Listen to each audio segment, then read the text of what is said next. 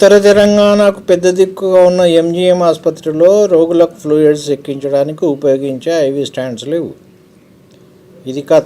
ఉత్తర తెలంగాణలోని కొన్ని దశాబ్ద కాలంగా ఎంజీఎం ఆసుపత్రి అంటే అతిపెద్ద పేదల ఆసుపత్రి.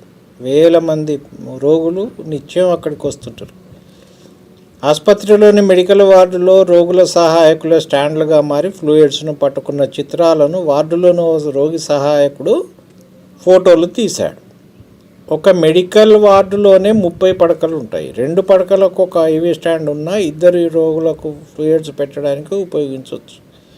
30 పడకల వార్డులో కనీసం 10 స్టాండ్లు కూడా లేకపోవడం వల్లనే రోగుల సహాయకులు ఫ్లూయిడ్స్ పట్టుకొని నిలబడాల్సి వస్తుందని బాధితులు తెలిపారు. ఒక రోగికి ఫ్లూయిడ్స్ ఎక్కించాలంటే కనీసం అరగంట నుంచి గంట పడుతుంది. వారి చేతులు నొప్పి పెట్టిన, రక్త ప్రసరణలో నిలిచి మొద్దుబారిన ఆ ఫ్లూయిడ్ మొత్తం రోగికి ఎక్కించేందుకు దాన్ని స్టాండ్లో పట్టుకోవాల్సి వస్తుంది.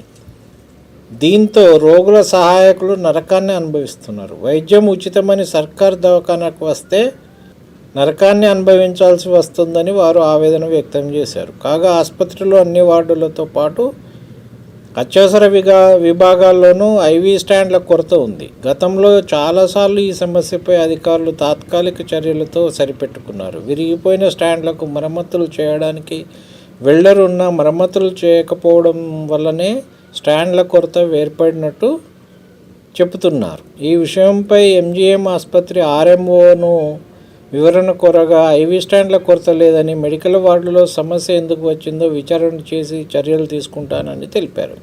పెట్టరు ఐవీ స్టాండ్ల కొరత లేనప్పుడు మరి ఐవీ స్టాండ్లు అక్కడ ఎందుకు లేవు? ఉండాలి కదా. వీళ్ళు పట్టుకొని నిలబడింది పాపం. చూడండి ఎట్లా పట్టుకొని నిలబడ్డారు. నిర్లక్ష్యం. మరి వెల్డర్ ఉంటే వెల్డింగ్ చేయించి పెట్టవచ్చు కదా ఇరిగితే. పర్యవేక్షణ లేదు. బిజీ, అందరు చాలా బిజీ. అక్కడ ఉన్నటువంటి వాళ్ళంతా చాలా బిజీ.